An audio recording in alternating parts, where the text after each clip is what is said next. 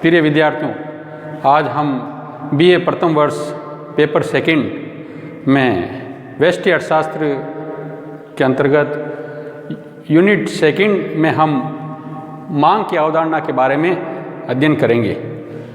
मांग किसे कहते हैं, मांग का अर्थ क्या है, इसके बारे में हमें जानकारी होनी चाहिए। मांग का अर्थ यहाँ देखें, एक उपभोक्ता एक समय अवधि में, मांग वस्तु की मांग का संबंध समय अवधि से है। समय अवधि दैनिक भी हो सकती है, साप्ताहिक हो सकती है, मासिक हो सकती है और वार्षिक भी हो सकती है। तो एक उपभोक्ता एक समय अवधि में एक वस्तु की विभिन्न मात्रा खरीदने को तैयार है। एक उपभोक्ता एक वस्तु की एक समय अवधि के अंतर्गत विभिन्न मात्रा जो खरीदने को तैयार है, उसको हम मांग कहते हैं। ये विभिन्न मात्रा विभिन्न संभावी कीमतों पर डिपेंड करेगी, विभिन्न संभावी कीमतों पर निर्भर है। अर्थात जब हम मांग को समझाते हैं तो तब हम देखते हैं मांग का अर्थ यहाँ पर यह है, एक उपभोक्ता एक वस्तु की विभिन्न संभावी कीमतों पर जो मात्रा खरीदने को तैयार है, उसी मात्रा को हम मांग कहते हैं। अब देखिए, मांग के अंतर्गत हम कौन कौन से तत्व रखते हैं। यहाँ हम देखेंगे, एक वस्तु की मांग का निर्धारण करने के लिए इन 6 तत्वों की आवश्यकता होती है। प्रथम तत्व इच्छा। किसी भी वस्तु की मात्रा खरीदने से पहले उस वस्तु की इच्छा होना जरूरी है। उपभोक्ता उस वस्तु को पसंद करता हो या इच्छा रखता हो, तो प्रथम तत्व है मांग का इच्छा। केवल इच्छा से मांग नहीं बनेगी। दूसरा तत्व है साधन। इच्छा को पूरा करने के लिए उपभोक्ता के पास साधन भी होने चाहिए, अर्थात आय। साधन का मतलब यहां पर आय से, इच्छा है, साधन है, तब भी मांग का रूप नहीं होगा। साधनों को खर्च करने के लिए उपभोक्ता तैयार होना चाहिए या तत्पर होना चाहिए।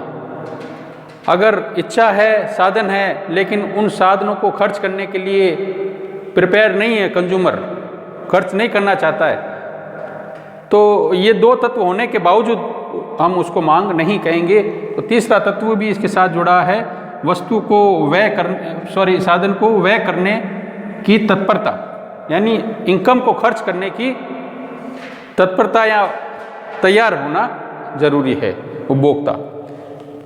ये बेसिक मांग के तत्व हैं। इसके अलावा जब वस्तु की हम मांग बताते हैं तो उस मांग में 3 तत्वों का और समावेश होता है, समय, कीमत और स्थान। किसी वस्तु की मांग कौन सी समय अवधि में बताई जा रही है, तो समय का अध्ययन होगा। मांग के साथ समय अवधि जुड़ी हुई है। वस्तु की मांग मात्रा को हम कीमत के आधार पर, विभिन्न संभावित कीमतों के आधार पर दर्शा रहे हैं, इसलिए मांग का संबंध कीमत से भी है। और पर्टिकुलर एक स्थान पर, या हम यूँ कह सकते हैं बाजार में वस्तु की मांग को हम व्यक्त करते हैं, तो स्थान भी मांग के लिए होना जरूरी है। इन सभी तत्वों से मिलकर एक वस्तु की मांग बनेगी। तो अब यह देखें, बेसिक फैक्टर या मुख्य तत्व अगर हम बात करें तो 3 हैं मांग के, इच्छा, साधन और साधन को खर्च करने की तत्परता। ये तीनों होंगे जब भी एक उपभोक्ता एक समय अवधि में बाजार में विभिन्न संभावित कीमतों पर वस्तु की मात्रा खरीदने को तैयार होता है, और उस वस्तु की मात्रा को ही हम मांग कहते हैं। नेक्स्ट देखें, मांग फलन, जिसको हम डिमांड फंक्शन भी कहते हैं। फलन का यहाँ पर अर्थ यह है, फलन दो तत्वों के बीच संबंध बताता है, जिसमें एक तत्व आश्रित चर होता है और दूसरा चर स्वतंत्र चर होता है। उन दो चरों के बीच जब संबंध बताया जाता है तो उसको हम फलन कहते हैं। मांग फलन को हम इस तरह से लिखेंगे dx, यानी x वस्तु की मांग मात्रा, f का मतलब फलन।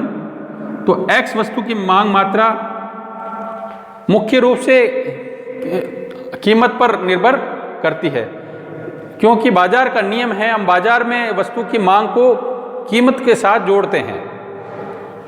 वैसे वस्तु की मांग पर कीमत के अलावा भी अन्य तत्वों का भी प्रभाव पड़ता है, जिसको हम बाजार के कानून के रूप में स्थिर मानकर चलते हैं। इसलिए मांग को हमने ऊपर अर्थ में हमने पढ़ा है कीमत के साथ जोड़ा था, लेकिन मांग मात्रा कीमत के अलावा भी कुछ फैक्टर हैं जो मांग को प्रभावित करते हैं। इसलिए मांग फलन में हम कीमत के साथ साथ अन्य तत्वों को भी बताएंगे।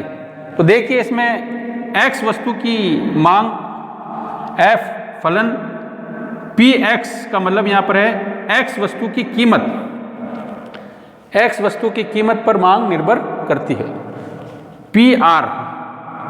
pr का यहाँ पर मतलब है price of related good, price of related good अर्थात संबंधित वस्तु की कीमत।